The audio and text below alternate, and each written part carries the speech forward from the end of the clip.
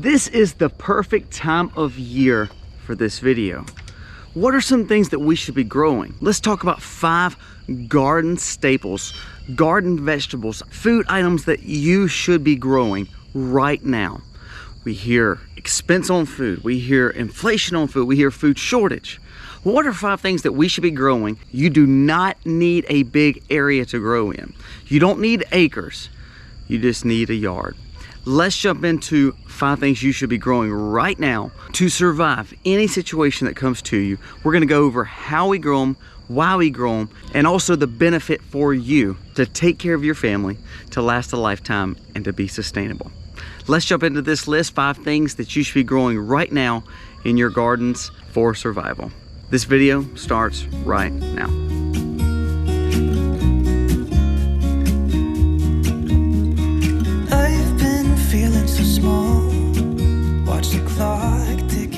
Hey guys, welcome to The Max. Thank you so much for being here. If you're new to the channel, go down here, press subscribe, ring the bell, give us a thumbs up. That does help us stay in the algorithm, but let us know what you think about this video and what we're growing. Now, do not get discouraged about growing food. If you have an acre, a half acre, a tenth of an acre, or a full farm, learn to grow food. You can grow food just about in any space, from raised beds to container gardens to big in-ground gardens. There's so many different ways that you can grow. You can even grow indoors. We're growing some indoors right now as we speak. So don't be discouraged in growing because of lot or the size of acreage or yards that you have.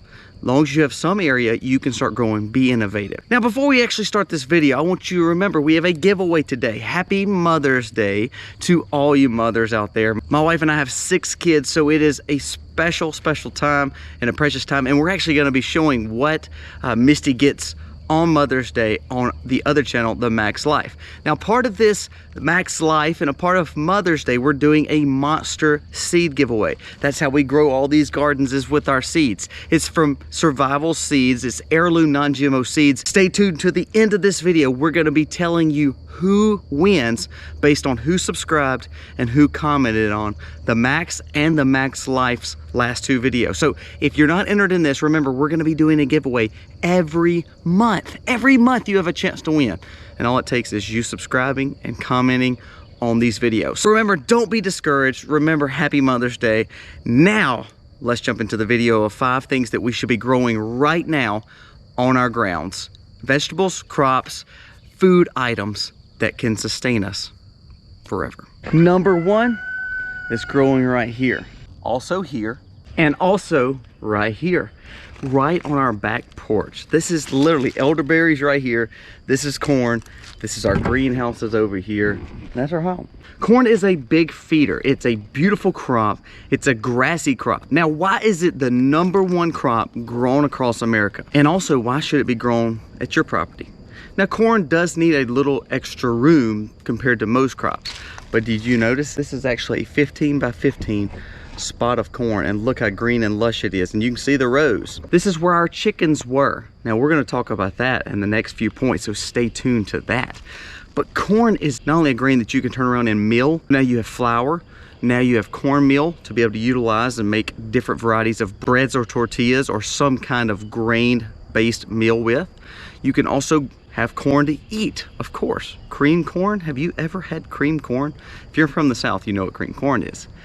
Whole kernel corn, corn on the cob to be able to grill. It's a staple and most populous dish without you even recognizing it. Not only because of what we're eating as corn on the cob, but as a byproduct to be able to utilize in meal and flour form. Not only is it valuable for those reasons, it's valuable because it can feed the animals. Again, being the #1 crop in America is corn.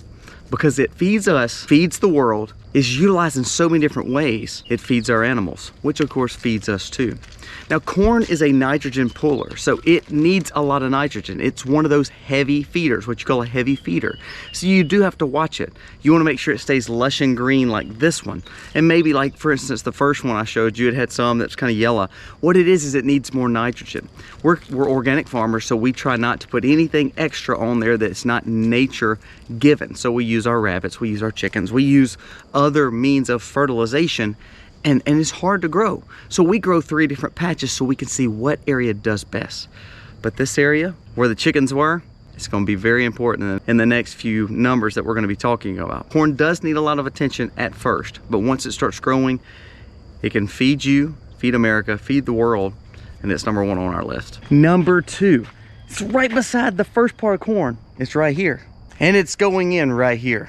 And it's going in up there. So what is this? This is sweet potatoes. Now, number two is potatoes, and here's why I say it's a little bit more open. I did another video about sweet potatoes and another video about russet potatoes or white potatoes or yellow potatoes. I also have regular potatoes growing right here.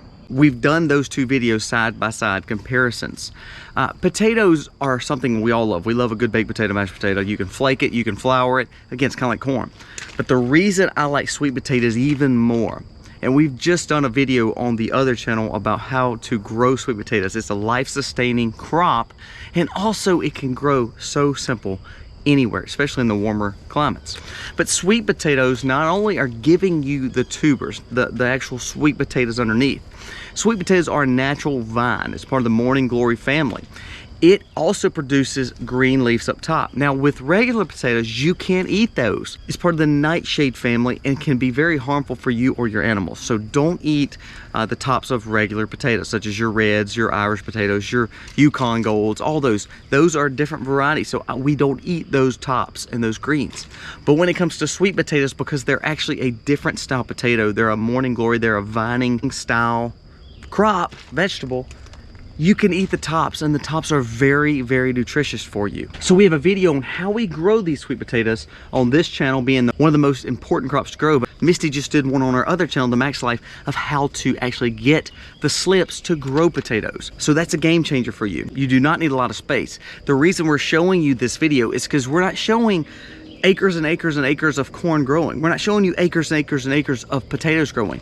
This bed right here is a 12 by 12 bed. Now we have two more 12 by 12 beds. Here's the benefit to it. You're gonna grow so much sweet potatoes and so much leaves. Not only can it feed you, it can feed all your animals, and it can last for next season. The thing about sweet potatoes is they last a long time as long as you cure them out. So when we harvest these potatoes, now we're gonna be taking the leaves off and we're gonna be freeze drying. We're gonna be mincing them up and actually making a powder out of them. So we can use it in tinctures. We can use it for any kind of medicinal benefit, but also we can sprinkle it on our food for the extra vitamins, minerals that are found just in the leaves.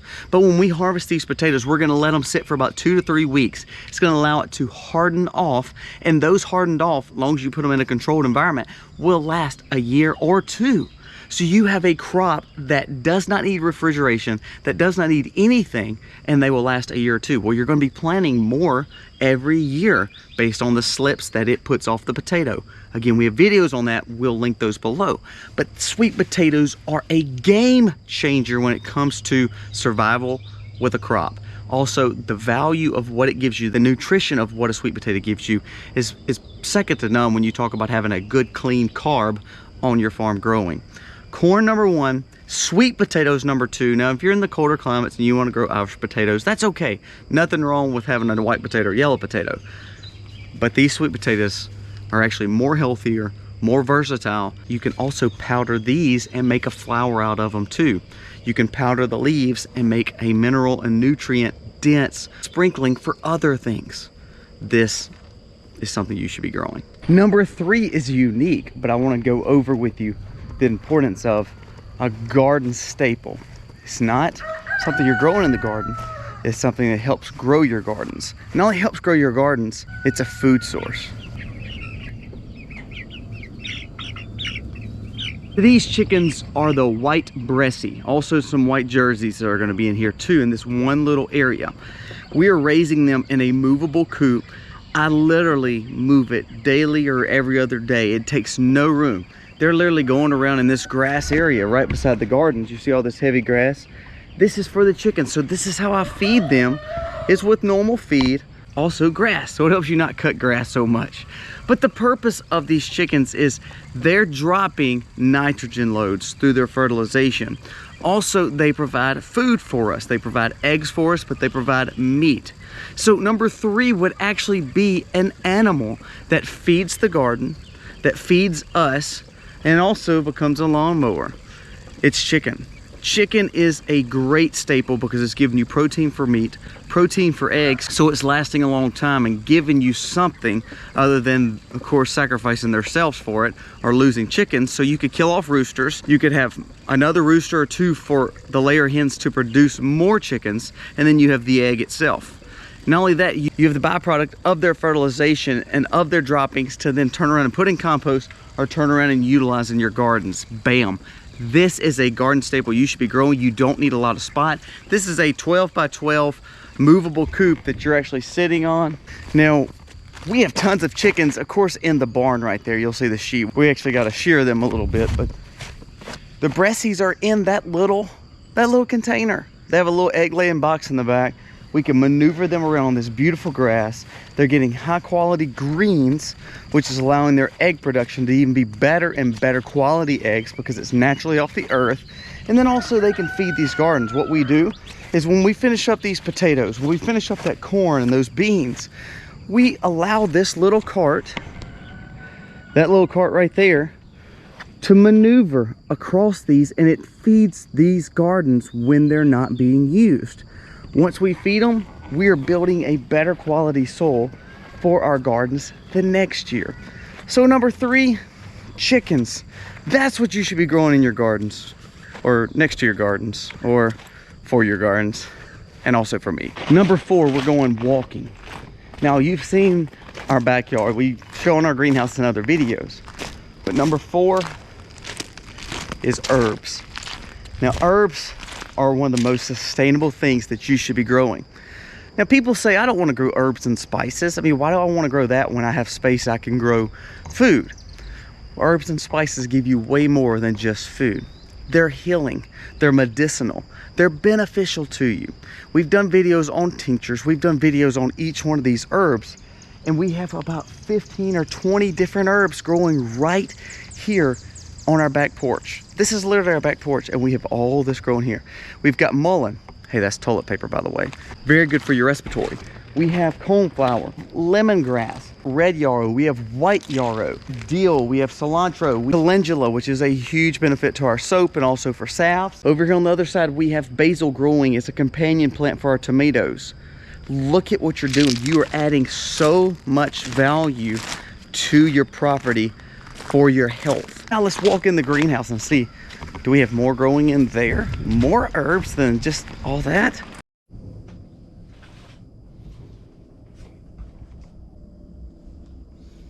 Okay, we do have a lot more growing in here. From marshmallow root to bee balm to lemon balm to more basil to catnip. There's value in all these plants, and most of these are herbs growing in here. Now we have some stuff that's going to the garden. We have some elderberry growing. Those are not really herbs, but a lot of this is. Woolly lambs are growing right here by the marshmallow root. We have more cilantro. We have thyme. We have oregano. So why do we grow so much herbs? Well, herbs are lifeblood to our medicine and our health. We make so many tinctures, so many teas, so many syrups. All that comes mainly from our herbs. If we're having a respiratory issue, we're looking for things that deal with respiratory. If we're sick to our stomach, we're going to be looking for herbs that we have that make us feel better and maybe not be so nauseous. We have learned herbs over years, so get some good books on herbs. But you are now building a whole medicine cabinet for literally pennies on the dollar. Herbs are some of the cheapest seeds that you can pick up and you can start growing. Now, part of the giveaway, we're actually gonna have some herbs in the survival pack. But remember, you can pick these up from Hoss Tools, Baker Creek, Survival Seeds, all these places. And you don't realize how valuable herbs are. People grow them because they like them for little garnishment for dishes. Herbs are the lifeblood, life-sustaining medicine of the yesteryears. And it can be healing to you, especially when our pharmaceuticals are harder to get. Now, everything we've talked about so far have been very versatile. Well, the next one is going to be the same thing. It's going to be peas. Number 5 is peas. Now, we're growing about 7 different varieties of peas here on farm. Some because we just like them with the cornbread. It's really good. But more than that, you can also dehydrate these and powder them too. You have a vegetable style pea protein or pea flour, especially for people who are worried about allergens and gluten, which again, I think it's all because of the GMO crops, but I digress. But you can utilize peas that way. You can dry them and they will be a staple in your pantry for 30 years. Beans and peas will last 30 years on your shelf. So it's one of the most sustainable crops that you can grow. Also, if you're in the warmer climates, you can grow peas very easily. Our soils are good for it. So typically if you're growing a field pea or a lady pea or a cream pea, you can grow peas in a very small area. Now we have loads of peas growing all across our property, again in 2 or 3 different places, because some peas do better in some soils. So we've learned by planting and where the best planting is. I know that my field peas do better in this area. I know that I have some beans and also some lady peas that grow better in a different area because it's a little bit more draining soil. It has a lot more sun. So you got to find what pea does best for you. Maybe you're in the cooler climate, so you could grow snow peas and English peas a little bit better. So your variety of pea may be different based on where you live. But peas in general, not only are they good to eat, not only do they produce a whole lot, they fix your soil. They're adding nitrogen back to soil. So we were talking about a heavy feeder such as corn. We'll grow peas with them. Do like a 3 sisters method of growing beans or pumpkins or something with your corn. But they're fixing your nitrogen in your soil. What we typically do is if we grow corn here, maybe right after corn, we're gonna grow a quick pea with them, and that'll finish out our fall harvest and put some peas there, and that will help enrich the soil again. So it's a nitrogen booster, especially if you're trying to be sustainable and not have to buy any kind of fertilization. By having those chickens, by having these beans and peas, it allows you to know you can fix your soil because it's providing nitrogen back to your soil. So let's wrap this video up and then we're gonna talk about the giveaway. These 5 things can be a game changer for you. None of these have to have big acreages to grow. Corn, yes, it needs a little bit more room than typical, but you can grow this in a square spot to where they're row by row because they're growing and they're gonna basically cross-pollinate amongst themselves. So they need to be close. They need to be growing in rows and blocks, not in straight rows like peas or anything like that. Herbs you can grow anywhere. I've grown them on the back porch, indoors, right next to a window, in little planters, or in these beautiful kitchen gardens that we've made. This is a back to Eden style garden right here. The sweet potatoes you cannot beat as a sustainable, healthy carb on your farm, and also you can powder it. It's versatile. You can use the greens, so you're not wasting anything, and then it grows quicker and grows better and is a more sustainable crop for the next year. Chickens feeding our grounds, giving us protein with eggs, and then also giving us chicken if we need to kill off some of the roosters. Don't think you can't do any of these things, because you can. You can take care of your family without depending on anything. When we don't know how cash and money is going to look in the next few years, we don't know how health and medicines are going to look in the next few years, we don't know if our job is going to be there because of inflation and interest and all the issues with the crises that are going on. We have wars going on across the world. It's up to you to take care of your family. These 5 things you should be growing and changing the way you look at food, changing the way you look at your life, as in, hey, I can do this little homesteader thing. I can start providing for my family. Not only that, it gives you good family time, because like today, we're out here, we're picking strawberries, we just pulled up garlic, we're supposed to plant more sweet potatoes, and we're doing it as a family. All right, now for the winner of the seed package from Survival Seeds. The winner is going to be Chuck Maddox 2226. I'm going to show you your name right here. If this is you, reach out to us via email. We've probably already shot you an email or checked on your channel to subscribe to you to try to get in touch with you for winning. So we're going to put your name here. We're also going to link you into this video, and then we'll get all your information through email and get this sent to you. This seed haul can change our life. When you talk about seeds, you are providing life for someone. Learn how to grow the things in these packages. Learn to buy some things. Look up marshmallow root. What is marshmallow root? What's it good for? Look up mullein. Look up corn and how valuable it is to America and to our livelihood. Look up sweet potatoes and all the benefits to it. Look up peas and what peas do best in your zone. I challenge you, start growing. Your survival depends on it. Your family depends on it. And having a sustainable food source ends up being like a currency for you, because it saves you money, builds family time, and then also allows you not to have to go buy it. Saves you a lot of money too. Guys, thank you so much for watching. God bless you. Share this video with your friends. We do want to motivate you to grow in whatever space that you are growing in. That bird is telling you also to subscribe to the Max. Check out the new channel, The Max Life. You'll see a lot more of our farm, a lot more of our children, and my beautiful wife. God bless, guys. Happy homesteading.